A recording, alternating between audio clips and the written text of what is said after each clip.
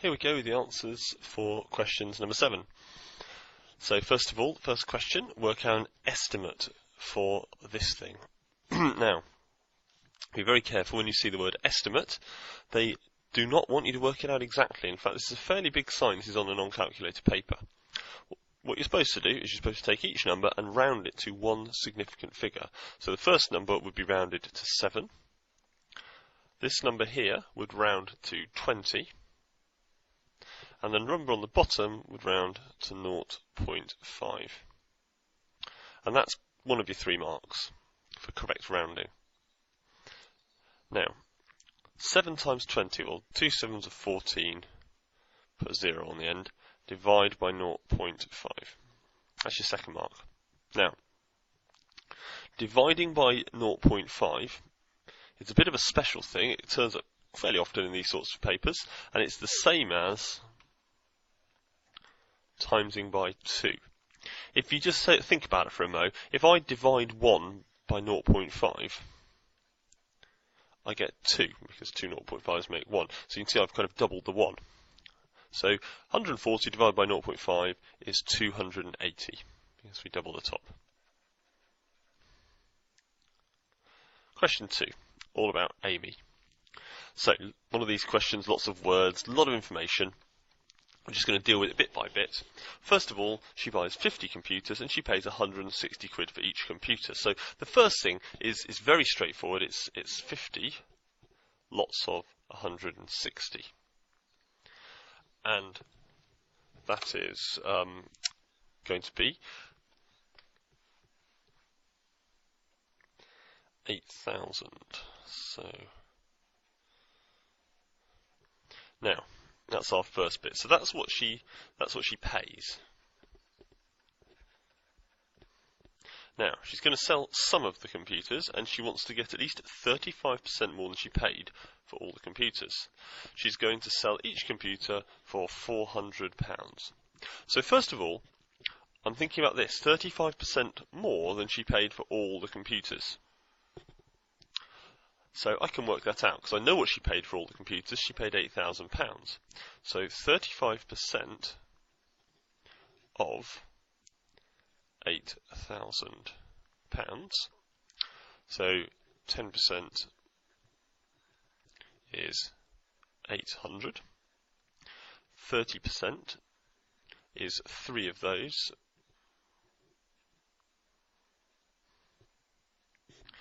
And 5%, we'll need 5%.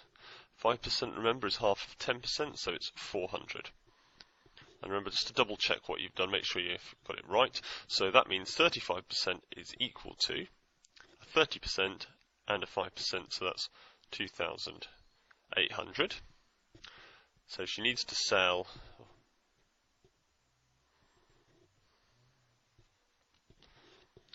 8,000 plus 2,800. So that's 10800. She needs to sell that amount's worth. She's going to sell them each for £400. So we need to see how many £400 go into this. So 10800 divided by 400. And just going to do this with a non-calculator. Dividing is often easier if you write the numbers as a fraction, because then you can cancel, so you can see immediately I've got 108 over 4, and I can halve them both, which is going to give me 54 over 2, and I can halve them both again, which is 27. So she needs to sell 27 computers.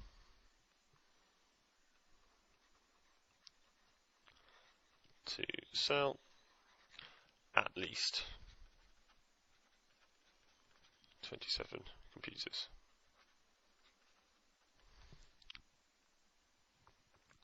Okay, question 3. Bit of substitution here. So, question asks us to work out the value of h, and up here they tell us how to do it. To work out the value of h, we've got to do 2 times a, but hang on, a is 5 because it tells us that there, plus 3 times b, and b is minus 1. And that's your first mark. That's your insurance mark. That's actually just writing out this thing here with the numbers in it. So 2 times 5 is 10.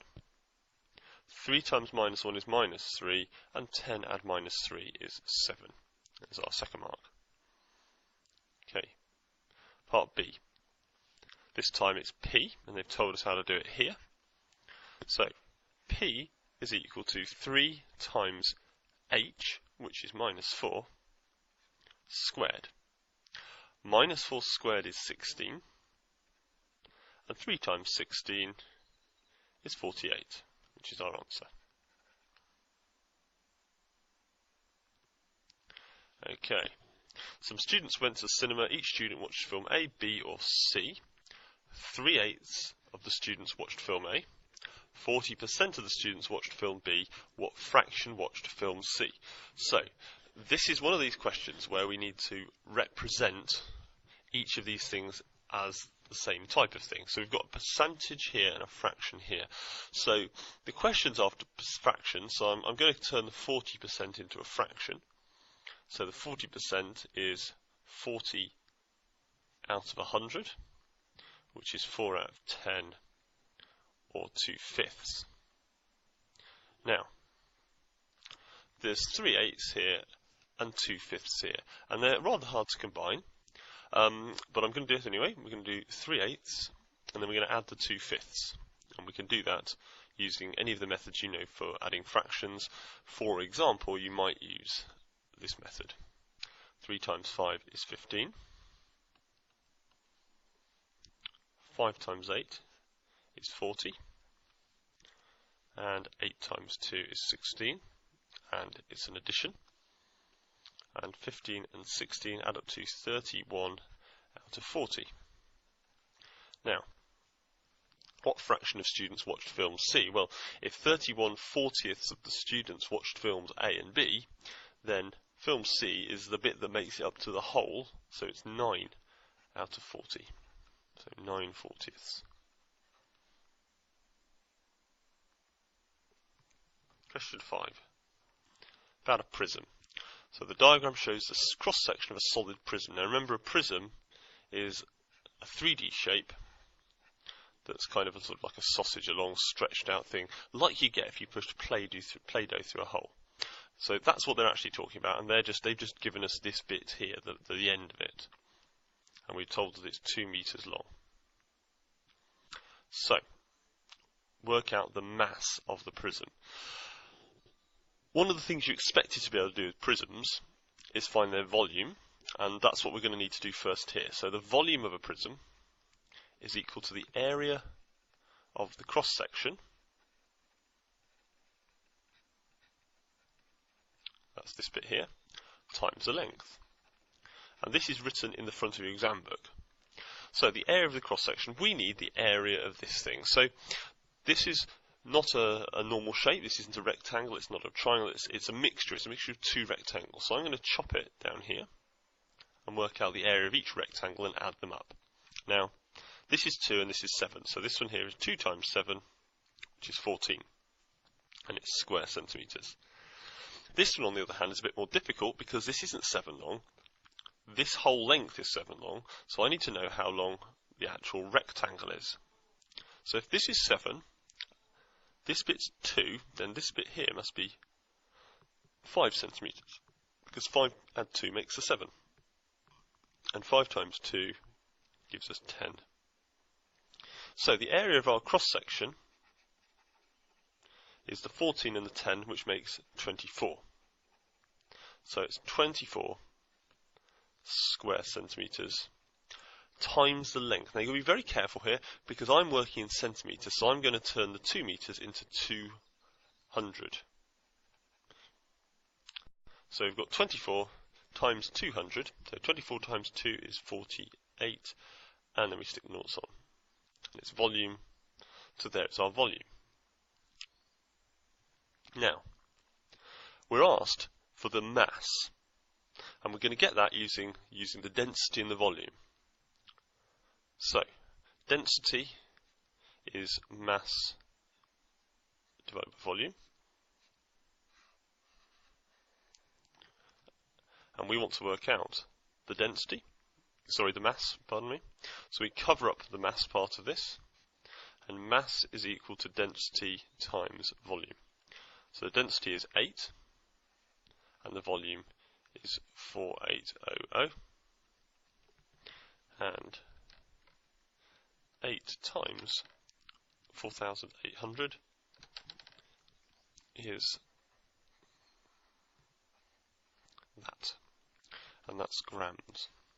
How do I know it's grams? Well, this thing here is grams per cubic centimetre.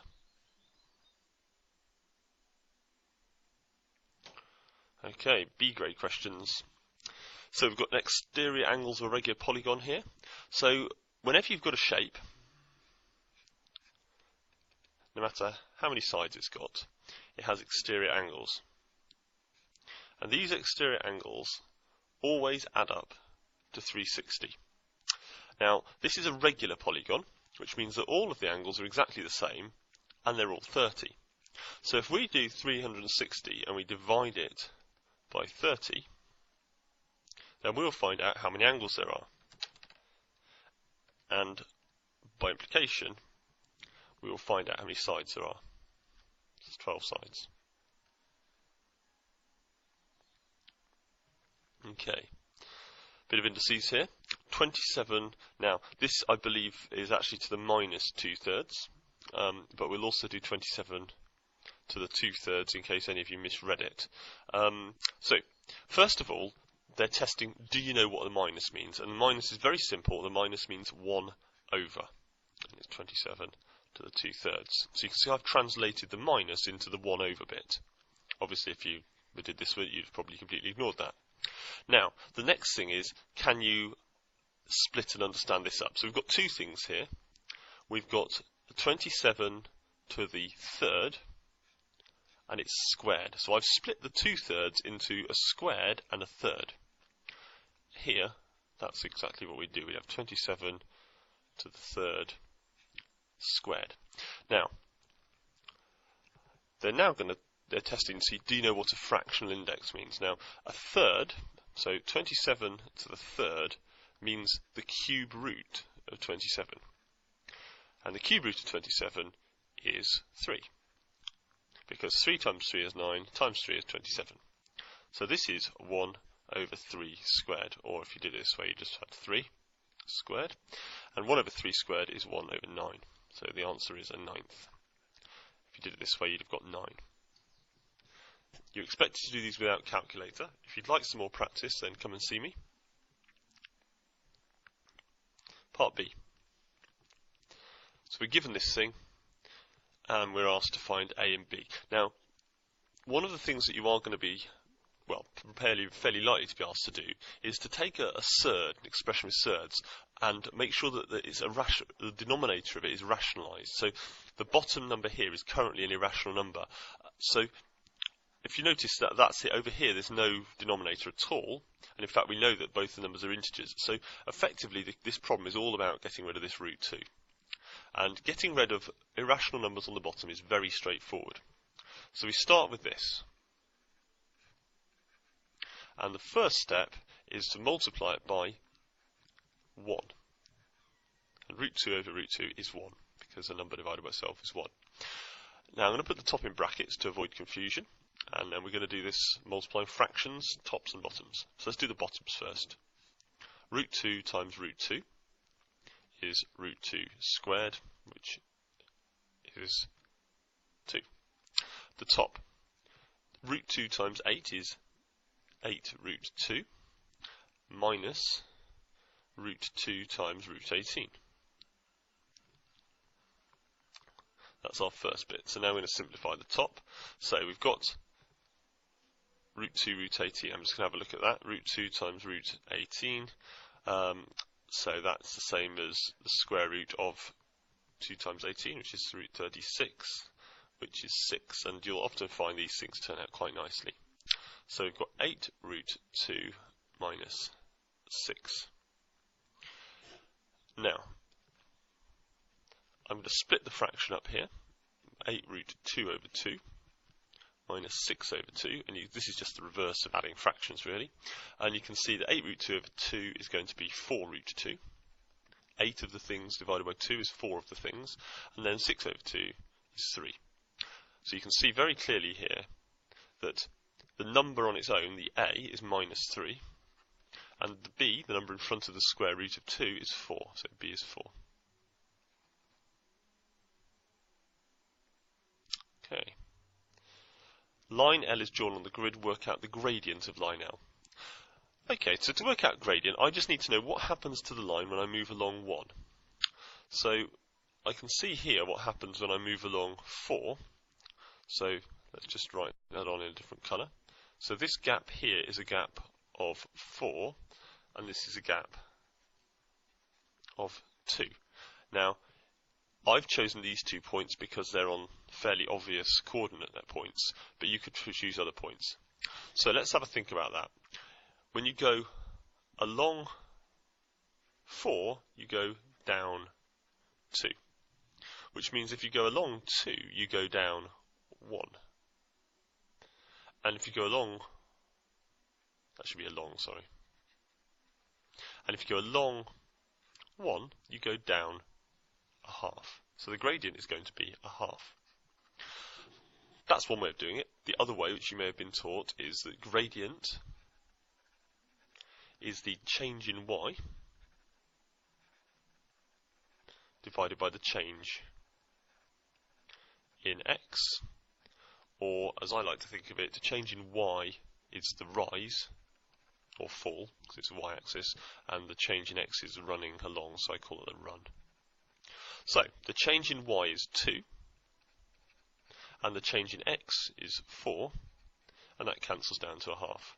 And it doesn't matter where you put these points on your line, you'll get the same thing. Now, the final thing really is just to check you've got the sign right.